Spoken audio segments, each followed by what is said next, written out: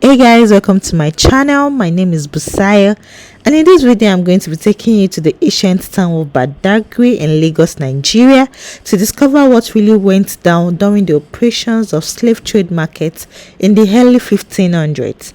Slave trade in Nigeria started in Badagry and became one of the biggest markets in Africa and lasted for a whole 400 years. Slave merchants worked on the intelligence of our leaders and enticed them with material wealth. Black slaves were exchanged for whiskey, tobacco, rum, glass, cannons, iron bars, cotton, and so on. African slave dealers raided neighboring villages and captured natives, sold them to middlemen, who eventually resold them as slaves to European slave merchants waiting for them on the coast. My entourage and I, and by this I mean my dad, my brother, and my sister, visited two of such prominent slave trade households, the Chiefs Kumbi Mobi and the Chief Abaseriki household, and this is what we found. Come along with us.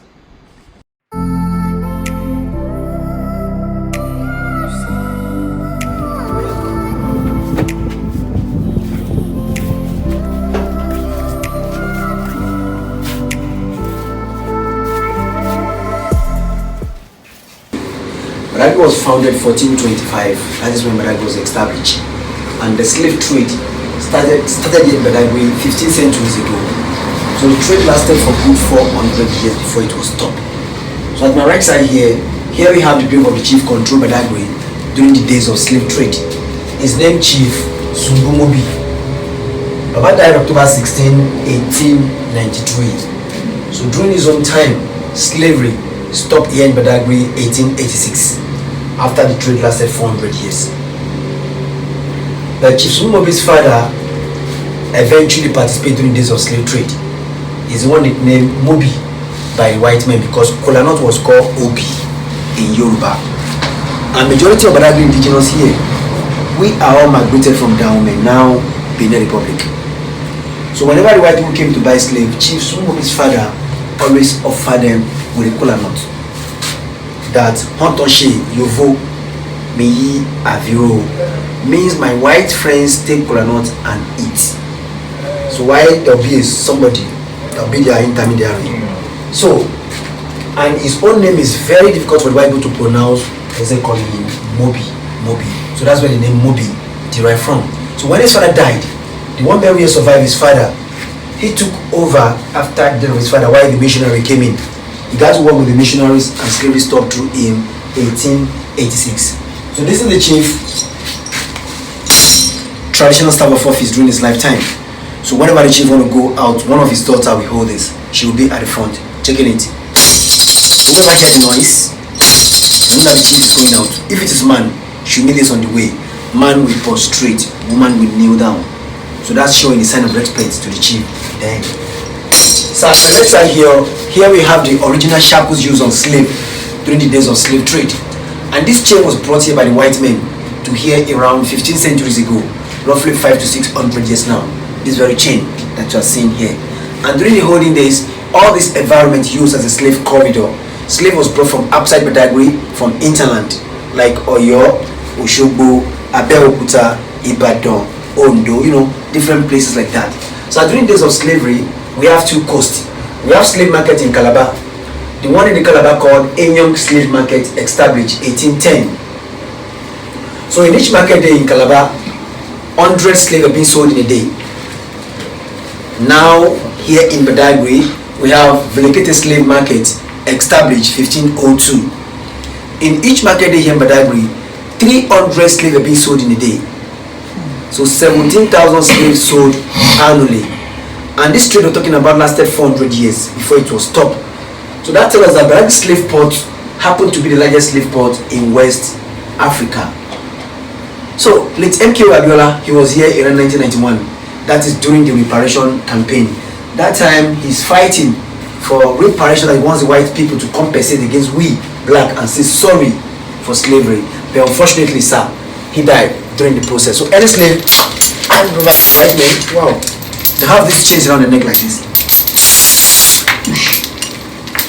They lock it to padlock, and that person will have his own, and they'll be on the road. It will be around the neck like this for good 18 hours every day, sir.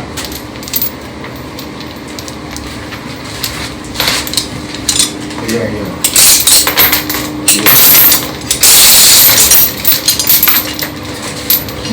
You want to try? No. Wow.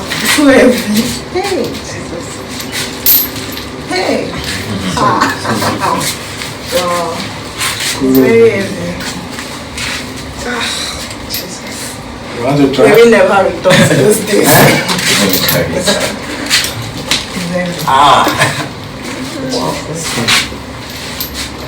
After fixing these around someone's neck, this was fixed on two people's leg. As in one person's leg here, another person's leg here. They lock it to padlock, and two of them continue working, going at the same time at once. This is a stubborn slave who refused to work on farm. As in, they force his hands by force up to his wrist. They remove this knot, hang the person up on a very tall tree with one hand, while his two legs will be dangling, punishment for the stubborn slave. So this is on children to guide their babies not to stop. Children. Yeah. To guide their babies not to stop their parents while working on chicken plantation. They have to join 2 or 3 kids together like this. They lock down padlock while their parents busy working on the farm. And this is on slave mouth to prevent those slaves not to eat or to talk to the one another while working on chicken plantation. Why this was used for 3 purposes. For what? 3 purposes. The first purpose is they put this object into a fire when it is very, very hot. They used to make and it goes here. So to be both up and down lips are.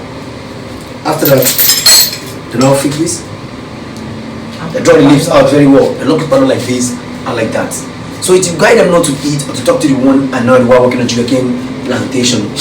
The second purpose of using this same object, slave. Sir, slave has name that they're bearing, but those white people that are so callous, they don't allow slave to bear their name. They bear the master's name. They put this object into a fire when it is very, very hot. They used to write the name of the masters and the master's nationality at the back of their slave. So that when they go back to where they're taking them to, they can be able to identify them. We now call it tattoo these days. So the third purpose of using this, any slave tried to run away, or any slave rebelled against the whites, rule against the law, they used this part to punch his foot. As in his foot will be on top of the fallen tree in farm like this, and then nail it down. So if you watch a movie called The Roots, that is the movie, you will know Alexander. So this called cannon gun. The gun stand as time during days of slavery, shot 3 times in a day. Then on the shot, this cannon gunpowder goes through this hole. The light here will fire and the cannon will explode. The first shot of this cannon hearing in the morning signified that they were taking the slave down to the farm to work, which is across of this water. Second in the afternoon, they have narrowed from the farm down to where the normally kept them, called the Brazilian slave barracoon. While the third shot of this cannon signify a curfew, means everybody in this Badagry must remain indoors. Anybody caught after the third shooting have to face the consequences, mainly so out into slavery. Because during the olden days, all this environment used as a slave corridor. So slaves used to spend like 3 months within this environment before the white people shipped them away to the new world, to the places like Cuba, Jamaica, West Indies, Brazil, America, different places like that. So this is the money spent in those days. Where you're in Yoruba, cowries in English. Cowries only recognized within ourselves in Africa as money, but the white people, they couldn't recognize cowries as money. In order for them to buy slave, they practiced trade by barter. So unlike then, this is a bottle of dry gin in exchange of 10 slave in exchange. For gin? Yes, sir. So right here we have this called the slave drinking water bowl. This is where the slave normally have their drinking water.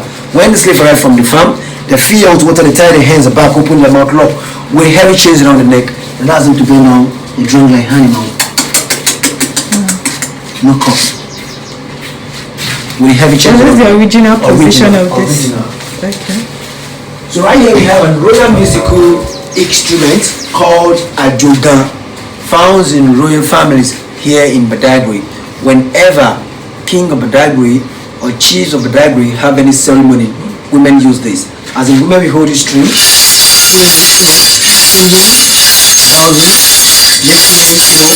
there is a sound to the tune of the musical instrument.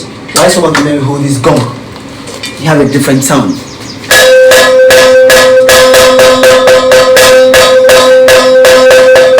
So you have a different sound.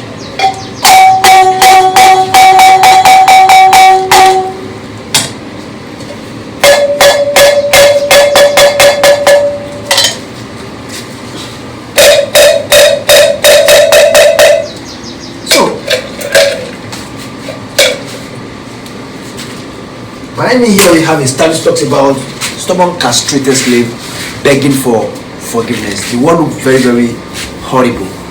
During the days of slave trade, the white people settled down here in Badagry with some of their families, and they used some of the male slaves at home like a domestic slave. So in order for such slave to have sexual intercourse with their wife or their daughter, they do castrate them. So that is to say, they do castrate some of the male slaves during the era of slavery. And here we have the paintings of a tree. The name of this tree called the historical Agia tree. The historical Assorting Agia tree. Under the shade of this tree, Christianity was first preached in whole Nigeria here Badagry in the year 1842 by Thomas Page Freeman and Henry Townsend. And the first Christmas service in Nigeria was celebrated under the shade of this tree. So the tree later fell down 1959. And before the tree fell, it spent up to 350 years. So there was a monument there today that represents the tree. And this is how the slavery was stopped in different parts of the world. Slavery stopped in the British West Indies, 1833. Australia, 1861. United States of America, 1863. Brazil, 1888. Africa, 1870. Badagry, 1886. After the trade lasted 400 years.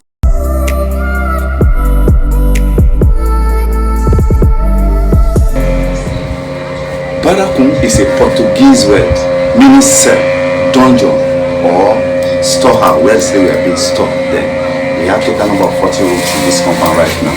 But the federal government of Nigeria, now with the family of the foreign elected that we are currently living in the compound today, that they should retain 2 cells the way each were then. And I gather most of the relics and some of the items that were used on slave transport, and people all over the world comes around here to view. But before we go in, let's turn around.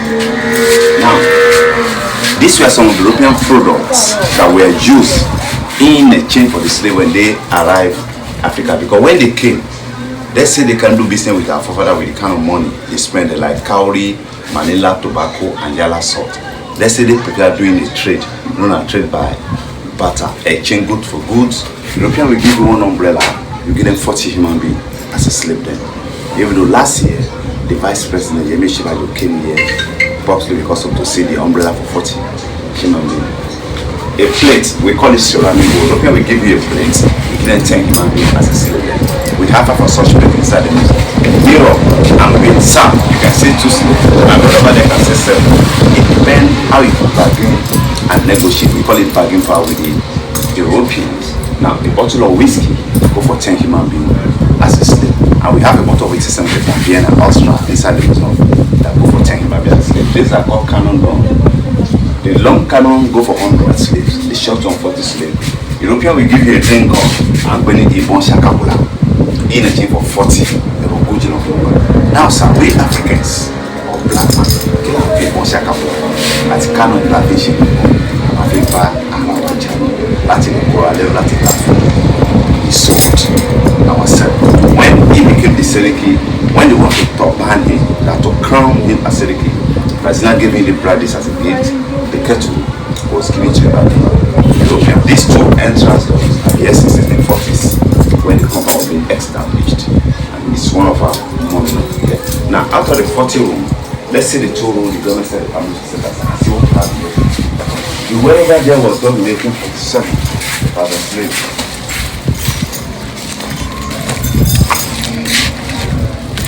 This is the first cell. Here is called inspection room. All the 40 rooms used to be like this, a smaller room like this. And if European come to buy slave, out of the 40 in there, we are still going to see that we call that place dark room. But the slave will be standing the way I'm standing. They will look into the eyes, check the dentition, hit the slave in store. They will examine if he or she is fit, because they are going to work where they take, so they want the healthy slave. Any slave above 30, 35, they call them macrons. They don't want such a slave. And this is him here. This very umbrella that this slave boy was carrying on the head of him. This is surviving umbrella for 40 human. The same umbrella we are showing the vice president Yogi Shivaji last year when the president came down to the museum. That's the vice president. Now these umbrellas are so heavy to the extent that just a man have to carry it on the head of the chief. It was made of wood, bronze, stick, and cane.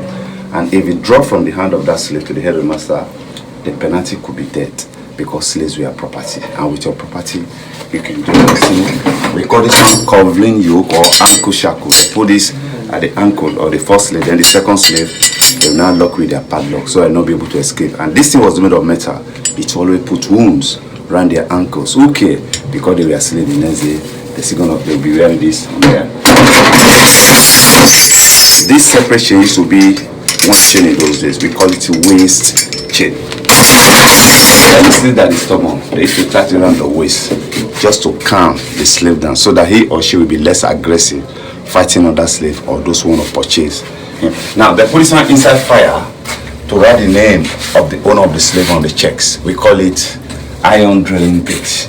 Or sometimes they use it to break the toes of the slave. They put it in between the big thumbs of the slave. They will drill it down, or they use a machete or an axe. They will chop off one of the toes of the slave.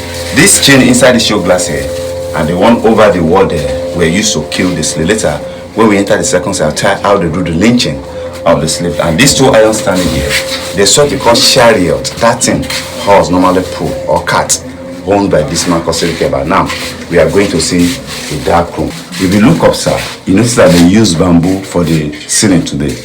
If it's your bamboo, then the slave will escape through the ceiling. It wasn't the bamboo. They use a clay, like when you do a decking, it's a thick like this on top of the ceiling there. And look at that small window, and that's what we provided them ventilation. Imagine 40 able human beings being stored here for 3 to 4 months, awaiting the slave ship. This is where the wee people do everything. Imagine the odor, the heat. Imagine how many human beings costly will have died here. That's the reason when people come here telling, you are not here to cash fun, but just to feel the pain the people of the past have felt. Now, what we are doing here, we are just showcasing this fabric or this clothing on this local mannequin. The cloth is over 200 years of age. It was given to the Seriki, the man I was telling the story about. And that's the movement to the point of no return. Like the Mobi, you enter the Mobi cell, right? Yes. Museum. That's how they used to, you can see how heavy that neck chain I carried is. it. So imagine that heavy chain on human, and they'll be led in a single file. Rami. Two, sir. Nigeria. Let me tell you something about Darusha. Darusha still have houses and family in Lagos Island up today. Though he wasn't being captured as a slave, he was born into the plantation. A child of a slave is a slave. So when they put stop to the trade, the young man traced a road down to Lagos Island, and he was thinkly rich then. There's this saying among the Yorubas, then the Bates Jure Somedi, Darusha, where Mura cook convincer, to Nick into Raga. So, sir, let's turn on. It collapsed in 1995 to 1847. Ibelama will last. Now, look at this man. They want to capture him as a slave because a lot of things happened on the slave era, because the slaves were taken to different parts of the world. Most of the Igbo slaves taken from Calabar and Bonny were taken to Georgia. There's an island in Georgia called St. Simon Island in Dover Creek, where over 75 of the Igbo slaves rose up one day and they said over their dead body to be a slave in another man's land. What they did, they killed their masters. And 70 of them, in one accord, they held their hands and they walked into the Atlantic Ocean and drowned themselves. They said they will never be a slave. The same thing happened to this picture. They want to capture him as a slave. The man said instead of trying to be a slave, he stabbed himself to death. Now, these are called killer's dogs to trace anyone and whistling. There's a thing called Django. If you have watched the film, you understand what I'm talking about. Django. 2012. They will just hear now, any slave that feels accepting the master's name, because slaves bear their master's name, like the thing that he was talking about, Kunta Kinte was the guy African name. They want to give him Toby. The guy said, no, I'm not Toby. I'm Kunta Kunte. I'm from Africa. He started describing where he come from. It was either 7 or 8 generation of Hales Ali traced their root from the United States of America down to Senegambia, we call it, the today it's known as Gambia. And they united with the family and they made that beautiful film called It's a True Life Story. Now, some of them were beaten to death, and if any slave died, no case, because they were property. And they believe they can do anything to their property. You know what's called this clothing Asher 2, which is over 200 years, owned by Seriki Abba. This is another box where he used to keep this document. And these are the bricks that they used to build the compound. We call it burnt bricks. Originally, how this compound used to be in those days. When we go out, I'll be showing you the bricks. Please come in, sir. These are some of the olden days iron corrugated sheet they used for the road. It's different from what we produce. This is what we get 15 of this. And it's so heavy. You can see it. What they use then is different from what we use now. Now, this share used to be the man's realization share. Just imagine someone that owned this kind of thing and show how well he was. Now, this is another brutal one. They call this thing gallow, Gallow. If they want to kill the slave, if you notice, I'll show you a chain in the first side, in the show glass, and the one over the wall will be tied around the wrist of the man, their hand at the back, the women two and up, they'll be hung on gallow. They'll be here dying gradually. They're just trying to instill fear into other slaves, and as you see them, they'll never last for until they're dead. This is when the slave eggs, they started putting ropes on the neck of their masters, the way they used to honor, because a lot of things happen during the slave era, most especially the slave at the Caribbean. The one that I vividly remember took place in Haiti around 1791 on August 23rd. And that's why UNESCO, every August 23rd, they used to celebrate the abolition of the slave trade and its whatever called. So based on what happened when the slaves were led by Toussaint Louverture, they killed all the whites in Dominican Republic, today known as Haiti. They got their independence. But after many years, the French came back to them that they should pay damages. We call it reparation for killing their people. And those brothers and sisters were forced to borrow money from their banks. That's why they are still poor up today. And the reason why I still believe that those people are still paying, even though currently, as I'm talking, most of the colony in Africa that have been colonized by the French, Togo, Ghana, Togo, Benin, Ivory Coast, we're still paying what is known as colonial taxes to those people up to the. And I tell people what the hell African leaders we are doing, because I believe that we are the one who's supposed to fight for all those things. But I pray, I know that things, power is changing, and very soon everything will be okay. Now look at that small window again. We also give another 40 slaves that been here.